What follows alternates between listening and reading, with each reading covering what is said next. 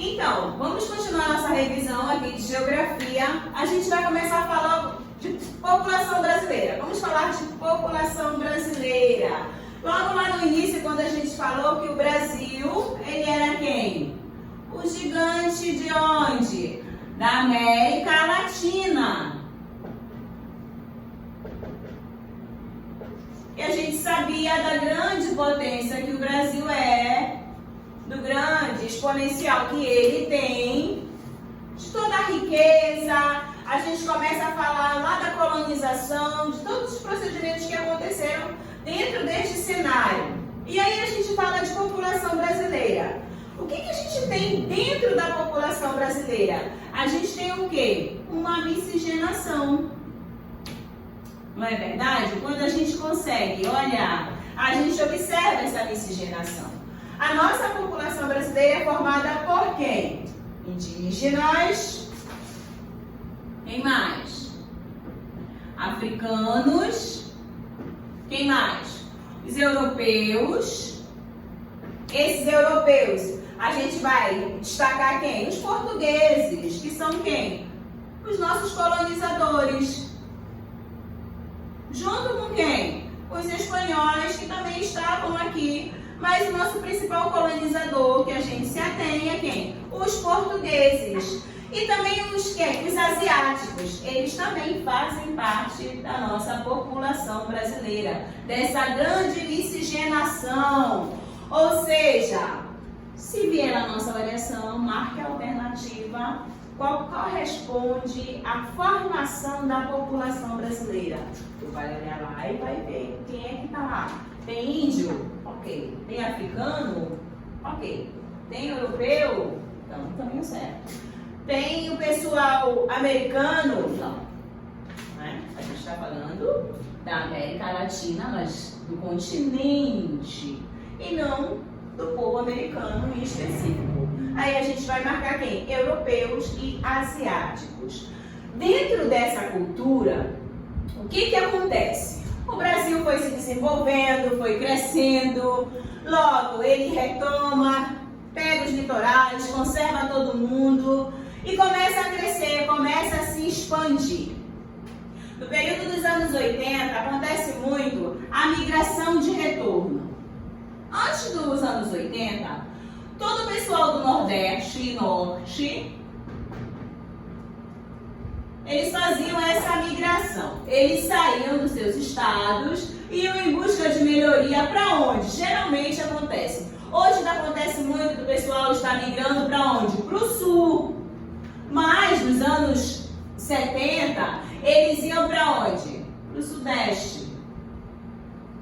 Migravam muito para o sudeste, para as regiões ali de São Paulo. Porque onde eles iam buscar o quê? Melhorias. Estavam aqui na seca, passando necessidade. Só que essa parte da região norte, ela não saía muito. Quem saía era o Nordeste. Quando chega nos anos 80, o IBGE começa a comprovar um outro fato que começa a acontecer, a migração de retorno, que é o quê? Quando o migrante que está na terra por mais um ano fora de sua terra, ele volta para o seu lugar de origem. O lugar, quando a gente entra aqui no espaço geográfico e fala de lugar, é o quê? O espaço terrestre que tem o quê? Afetividade. É onde te arremete o quê? Relações humanas. Era o que acontecia. Na migração de retorno, eles saem do sudeste e voltam para o nordeste. Para quê? Para a terra natal. Dentro dessas delimitações, a gente falando de população brasileira, a gente falou de lugar, a migração de retorno que te traz ao teu ponto de partida, do teu espaço geográfico. A gente vai falar também um pouco de fronteiras. Lembra lá na América Latina que a gente está falando dos países que fazem fronteira, que a gente usou o mapa e a gente via quem estava ao sul, ao oeste, ao norte. Aqui no nosso mapa, no nosso mapa mental da aula, a gente só não usou a leste. Lembra quem fica a leste do Brasil? Olha lá no teu livro, não vai esquecer. Eu coloquei uma atividade e lembrei que eu quero que vocês também me respondam respondam quem é que faz fronteira a leste do Brasil. Quero ver se vocês ainda lembram. A gente colocou ao sul alguns países, Argentina e Uruguai. A oeste é só o Paraguai e a Bolívia. Desculpa, ao sul é só a Argentina e o Uruguai. A oeste é só o Paraguai e a Bolívia. E ao norte a gente só colocou alguns países, que foi a Venezuela e a Guiana Francesa. Mas a gente já tem a outra Guiana e outros países que ficam a norte do Brasil, que fazem fronteira. Países da América, ok, da nossa América Latina. Também, ainda relembrando aqui a nossa atividade, a gente vai falar um pouco do meridiano de Greenwich, que dá origem a quem, nosso meridiano principal? Dá origem também às longitudes, não é isso? O que ele faz? Quando tu começa aqui, o meridiano principal está a 0 grau. E ele começa a 0 grau. Ele está em determinado ponto.